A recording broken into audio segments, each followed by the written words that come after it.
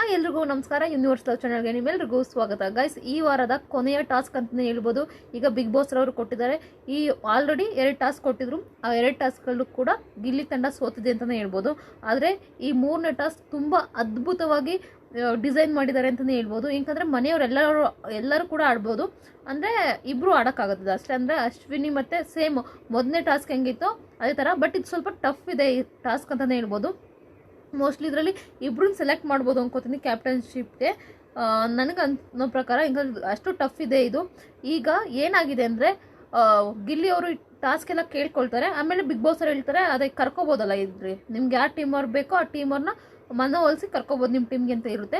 ಅದೇ ರೀತಿ ಈಗ ಆಗಿದೆ ಅಂತಲೇ ಹೇಳ್ಬೋದು. ಗಿಲ್ಲಿ ಅವರು ಧ್ರುವ ಅಂತವ್ರನ್ನ ಕೇಳ್ತಾರೆ. ಫಸ್ಟು ಅವ್ರೊಂದು ಮಾತು ಇಲ್ಲ ಅಂತ ಹೇಳಲ್ಲ ಧ್ರುವ ಅಂತವರು.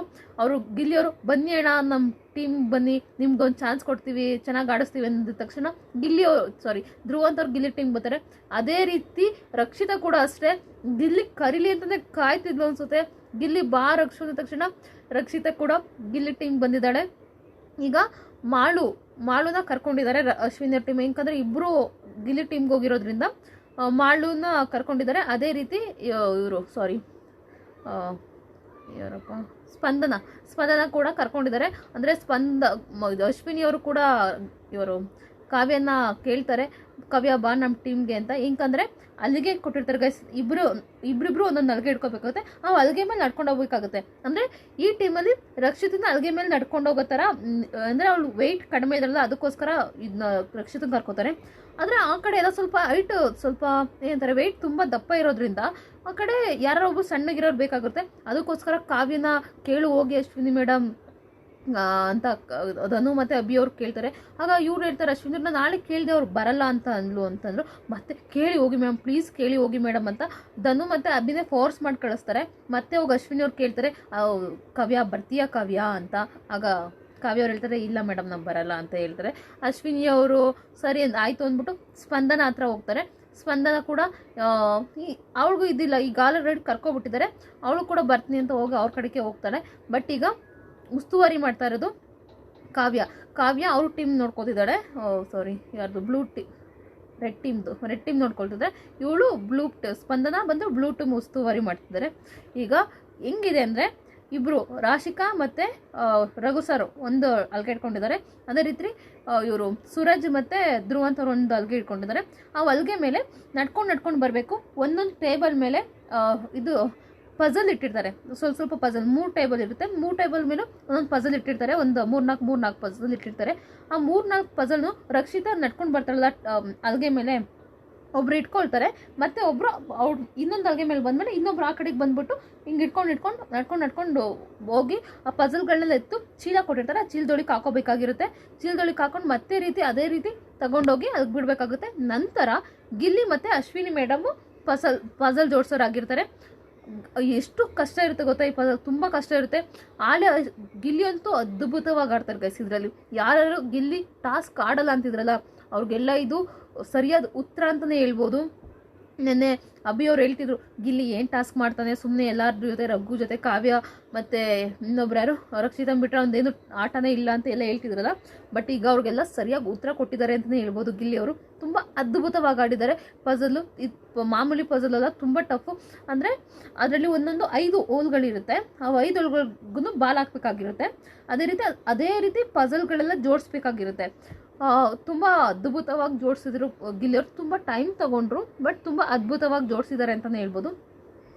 ಆದರೆ ಇವ್ರು ನಾಳೆ ಪಜಲ್ ಜೋಡಿಸಿ ಗಿಲ್ಲಿ ಬಾಲ್ ಹಾಕ್ತಾಯಿದ್ರು. 5 ಬಾಲ್ ಹಾಕಬೇಕಾಗಿರುತ್ತೆ. ಎಲ್ಲ ಪಜಲ್ ಜೋಡಿಸಿ ಬಾಲ್ ಹಾಕ್ತಾಯಿದ್ರು. ಬಟ್ ಇನ್ನೂ ಅಶ್ವಿನಿ ಅವರು ಪಜಲೇ ಜೋಡಿಸ್ತಾ ಇದ್ರು ಅವರು. ಬಟ್ ತುಂಬ ಟಫ್ ಇತ್ತು ಅಂತಲೇ ಹೇಳ್ಬೋದು. ಇದರಲ್ಲಿ ಗಿಲ್ಲಿ ಅವ್ರ ಟೀಮ್ ಗೆದ್ದಿದೆ. ತುಂಬ ಎಲ್ಲರೂ ಫುಲ್ ಖುಷಿ ಪಟ್ಟರು ಅಂತಲೇ ಹೇಳ್ಬೋದು. ತುಂಬ ಅದ್ಭುತವಾಗಿ ಆಡಿದ್ದಾರೆ. ಮೊದಲು ಥ್ಯಾಂಕ್ಸ್ ನಿಜವಾಗ್ಲೂ ಹೇಳ್ಬೇಕಂದ್ರೆ ರಕ್ಷಿತಾ ಹಾಗೆ ಧ್ರುವಂತವ್ರಿಗೆ ಹೇಳ್ಬೇಕು. ಧ್ರುವಂತವ್ರು ಅಷ್ಟು ಏಟು ಮಾಡ್ತಿದ್ರು ಗಿಲ್ಲಿ ಕೂಡ ಅದೇ ರೀತಿ ಧ್ರುವಂತವ್ರನ್ನ ಏಟು ಮಾಡ್ತಿದ್ರು. ಬಟ್ ಈಗ ಇಬ್ಬರು ಕ್ಲೋಸ್ ಆಗಿದ್ದಾರೆ ಅಂತಲೇ ಹೇಳ್ಬೋದು ಗೈಸ್. ಏನಂದರೆ ಧ್ರುವಂತಗೊಂದು ನಿಜವಾಗ್ಲೂ ಒಂದು ಆಡಬೇಕು ಅನ್ನೋ ಒಂದು ಹಠ ಎಲ್ಲ ಇದೆ. ನೆನ್ನೆ ಅಶ್ವಿನಿಯವ್ರನ್ನ ಎಷ್ಟು ರಿಕ್ವೆಸ್ಟ್ ಮಾಡಿಕೊಂಡ್ರು, ಬಟ್ ಚೆನ್ನಾಗಿ ಆಡಿದ್ರು. ಅದೇ ಸಿಕ್ಕಿದ ಚಾನ್ಸ್ ಗಿಲ್ಲಿ ಕೂಡ ತುಂಬ ಉರ್ಸಿದ್ರು ಅಶ್ವಿನಿ ಅವ್ರಿಗೆ. ಬಟ್ ತುಂಬ ಅದ್ಭುತವಾಗಿ ಆಡಿದ್ರು ಅದು ಇವರು ಧ್ರುವಂತ್ ಅವರು. ಅದೇ ರೀತಿ ಸೂರಜ್ ಕೂಡ ಚೆನ್ನಾಗಿ ಆಡಿದ್ರು. ಬಟ್ ಏನು ಗೊತ್ತಾ, ಅಶ್ವಿನಿ ಅವರು ಧ್ರುವಂತ್ ಇವ್ರು ಸೂಪರ್ ಇವ್ರಿಗೆ ಸೂರಜ್ಗೆ ಟೆನ್ಷನ್ ಹತ್ಕೊಡ್ತಾವೆ, ಅವ್ನು ಮಾಡ್ಬಿಟ್ಟ ಅಂತ. ಸೊ ಆ ಇದರಲ್ಲಿ ಟೆನ್ಷನ್ ಅವ್ನು ಮಾಡೋಕ್ಕೆ ಆಗಲಿಲ್ಲ. ತುಂಬ ಕೈಯೆಲ್ಲ ನಡುಗೋ ಥರ ಶೇಕ್ ಆಗೋ ಥರ ಸ್ವಲ್ಪ ಪ್ರಾಬ್ಲಮ್ ಆಯಿತು ಅಂತಲೇ ಹೇಳ್ಬೋದು. ಎಲ್ಲರೂ ಚೆನ್ನಾಗಿ ಆಡಿದ್ದಾರೆ. ಬಟ್ ಮೊದಲನೇದು ಕೂಡ ಕಾವ್ಯ ತುಂಬ ಟ್ರೈ ಮಾಡಿದ್ದಾರೆ. ಎಲ್ಲರೂ ಈಗ ಸೋಷಿಯಲ್ ಮೀಡಿಯಾದಲ್ಲಿ ಟ್ರೋಲ್ ಮಾಡ್ತಾರೆ, ದಂಡ ಪಿಂಡಗಳು ಕಾವ್ಯ ಮತ್ತು ಸ್ಪಂದನ ಅಂತ. ಸ್ಪಂದನ ಹೇಗೋ ಗೊತ್ತಿಲ್ಲ, ಬಟ್ ಕಾವ್ಯ ಎಲ್ಲಾದ್ರೂ ಅದ್ಭುತವಾಗಿ ಆಡಿದ್ದಾಳೆ ಅಂತಲೇ ಹೇಳ್ಬೋದು. ಸ್ವಲ್ಪ ಫಸ್ಟ್ನೇ ಟಾಸ್ಕಲ್ಲಿ ಸ್ವಲ್ಪ ಪ್ರಾಬ್ಲಮ್ ಆಯಿತು, ಯಾಕಂದ್ರೆ ಅವರು ತುಂಬ ಕುಳ್ಳ ಇರೋದ್ರಿಂದ. ಬಟ್ ತುಂಬ ಅದ್ಭುತವಾಗಿ ಆಡಿದ್ದಾರೆ.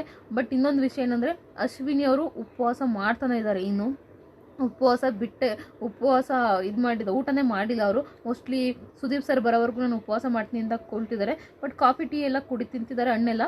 ಬಟ್ ಊಟ ಮಾಡ್ತಿಲ್ಲ ಅಷ್ಟೇ. ಅದೆಲ್ಲ ಬೇಡ ಅನಿಸುತ್ತೆ. ಯಾಕಂದರೆ ಅದು ಬಿಗ್ ಬಾಸ್ ಮನೆ, ನೀವು ಎಷ್ಟು ಜನಕ್ಕೆ ಬೈದಿಲ್ಲ, ಎಷ್ಟು ಅಂದಿಲ್ಲ, ಅವರು ಹಂಗೆ ಕೂತ್ಕೊಂಡ್ರೆ ಆಗಲ್ಲ. ಸೊ ನಿಮ್ಮ ಪಾಡಿಗೆ ನೀವು ಊಟ ಮಾಡಿ. ಜಗಳ ಇದ್ದಿದೆ ಬಿಗ್ ಬಾಸ್ ಮನೇಲಿ, ಡೈಲಿ ಇದ್ದಿದ್ದೆ, ಅದಕ್ಕೆಲ್ಲ ತಲೆ ಕೆಡಿಸ್ಕೊಬಾರ್ದು ಅಂತ ನನ್ನ ಅಭಿಪ್ರಾಯ. ನಿಮ್ಗೇನು ಅನಿಸ್ತದೆ ಗೈಸ್? ಗಿಲ್ಲಿ ತಂಡ ಕೊನೆಯ ಟಾಸ್ಕ್ ಗೆದ್ದೆ, ಬಟ್ ಇನ್ನೊಂದು ಟಾಸ್ಕ್ ಗೆದ್ದಿದ್ರೆ ಮೋಸ್ಟ್ಲಿ ಎಲ್ಲರೂ ಕ್ಯಾಪ್ಟನ್ಸಿ ಓಟಕ್ಕೆ ಹೋಗ್ತದೆ ಅಂತ ನನಗೆ ಅನಿಸ್ತಿದೆ. ನಿಮ್ಗೇನು ಅನಿಸುತ್ತೆ ಅಂತ ದಯವಿಟ್ಟು ಕಮೆಂಟ್ ಬಾಕ್ಸಲ್ಲಿ ಕಮೆಂಟ್ ಮಾಡಿ.